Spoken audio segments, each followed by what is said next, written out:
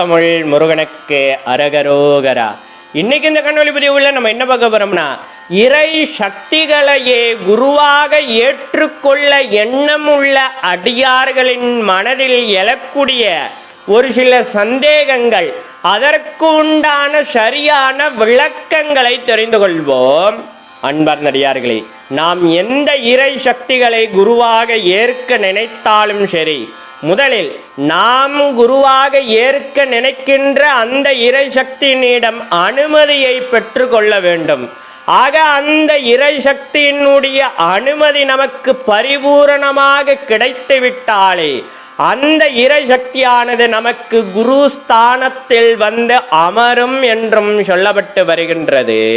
மேலும் நாம் மனதார வேண்டிக் கொண்டதற்கு பிறகு நாம் விரும்பக்கூடிய அந்த இறை சக்தியானது நம்மை சீடனாக நமக்கு குருவாக அமர பரிபூரணமான உத்தரவை தந்து குருஸ்தானத்தில் அமர்ந்து விட்டது என்றால், நாம் விரும்பிய அந்த இறை சக்தி நமக்கு பரிபூரணமான அருளை தந்து விட்டது என்றால், அந்த இறை சக்தியானது நமக்கு சகுன நிமித்தத்தின் மூலமாக பல்வேறு தகவல்களை உணர வைக்கும் என்பதை அடியார்கள் சிந்தையில் வைத்து கொள்ள வேண்டும்.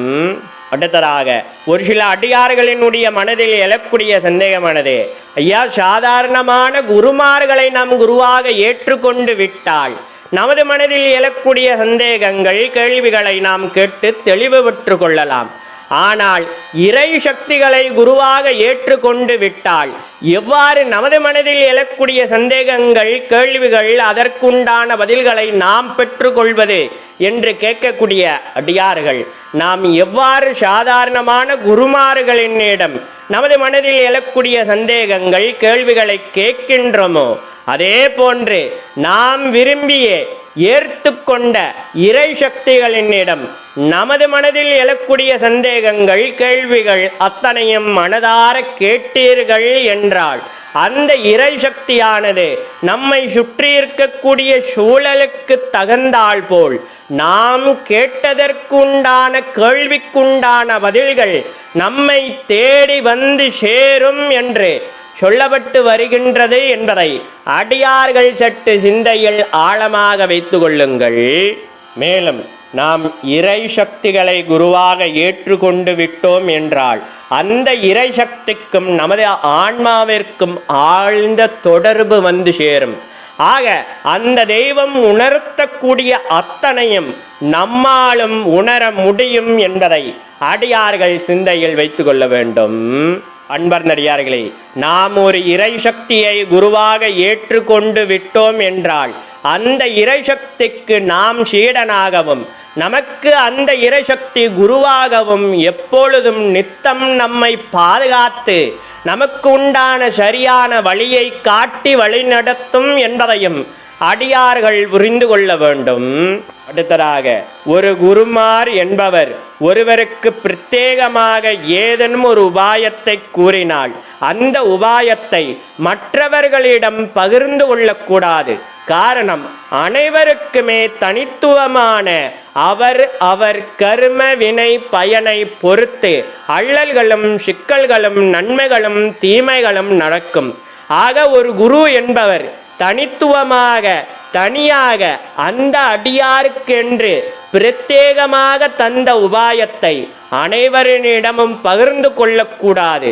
அவ்வாறு பகிர்ந்து கொண்டால் அந்த உபாயம் பலன் தராது என்பதால் அடியார்கள் இது போன்ற செயல்களை செய்யாமல் இருக்க வேண்டும் என்பதையும் அடியார்கள் கவனத்தில் கொள்ள வேண்டும். மேலும் அவ்வாறு அனைவரிடமும் பகிர்ந்து கொள்ள வேண்டும்.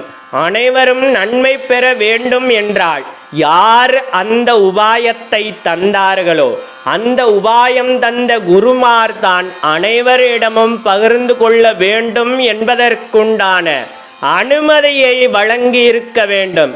ஆக ஒரு குருவினுடைய அனுமதி இல்லாமல் ஒரு குரு மற்றொருவருக்கு தந்த பிரத்யேகமான உபாயத்தை அனைவரிடமும் பகிர்ந்து கொள்ளக்கூடாது. அவ்வாறு பகிர்ந்து கொள்ள வேண்டும் என்றாலும் அந்த பிரத்யேகமாக தந்த உபாயத்திற்குரிய குருமாரினுடைய அனுமதியை பெற்றிருக்க வேண்டும் என்பதால் அடியார்கள் இதில் சற்று கவனமாக இருக்க வேண்டும் என்பதையும் சிந்தையில் வைத்து கொள்ள வேண்டும். அன்பர்ந்த அடியார்களே, நாம் குருமார்களை குருவாக ஏற்று கொண்டாலும் சரி, இறை சக்திகளை குருவாக ஏற்று கொண்டாலும் சரி, நாம் யாரை குருவாக ஏற்று கொண்டு இருக்கின்றோமோ அந்த குருமார்களோ அல்லது அந்த இறை சக்தியோ நமக்கு குருஸ்தானத்தில் இருந்து நமக்கான சரியான வழிகாட்டியாக இருந்து வழிநடத்தும் பொழுது நாம் தர்ம நெறியோடு அந்த பாதையில் சென்றால்தான் குரு அருள் திரு அருளை காட்டும் என்பதை சொல்லிக்கிட்டு மேலும் ஒரு இனிய உங்களை வந்து சந்திக்கின்றேன். இதுபோல ஆன்மீக சார்ந்த ஏதேனும் சந்தேகங்கள் இருந்தால் தயங்காமல் கருத்துரை பெட்டி என்று அழைக்கப்படுகின்ற கமெண்ட் பாக்ஸில் பதிவு செய்யுங்க. அந்த சந்தேகங்களுக்கு உண்டான பதில்கள், அந்த கேள்விக்கு உண்டான பதில்கள் அனைவருக்கும் பலன் தரும் என்றால், அனைவருக்கும் செல்லக்கூடிய காணொளியாக அமையும் என்றால், அந்த காணொளி பதிவை இதற்கு முன்னால் அடியேன் பதிவேற்றம் செய்யாமல் இருந்தால் கட்டாயம் புதிய காணொளி பதிவை நாங்கள் பதிவு செய்கின்றோம் என்பதையும் அடியார்கள் சற்று கவனத்தில் கொள்ள வேண்டும். தொடர்ந்து இது போன்ற ஆன்மீக சார்ந்த காணொளி பதிவுகளை காண்பதற்கு மறவாமல் சப்ஸ்கிரைப் பண்ணி பக்கத்தில் இருக்கிற பெல் பட்டன் அமைத்திட்டு ஆல் ஆப்ஷன் தந்தீங்கன்னா நாங்கள் பதிவு பண்ணுற ஒவ்வொரு காணொளி பதிவும் உங்களை வந்தடையும்.